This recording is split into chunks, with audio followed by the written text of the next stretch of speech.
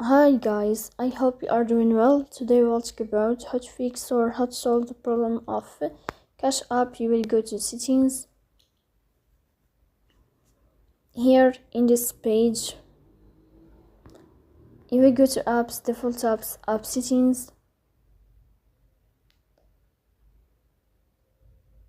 Here in this page, you will search about the application of Cash and you will click here in this window.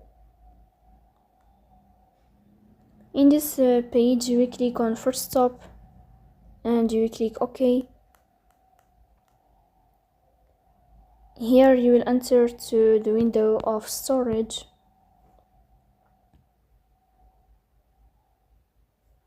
Then we click on clear cache in this page as you see here. After that you will turn off your Wi-Fi and you will turn on your Wi-Fi again. So please don't forget to support us by like and subscribe.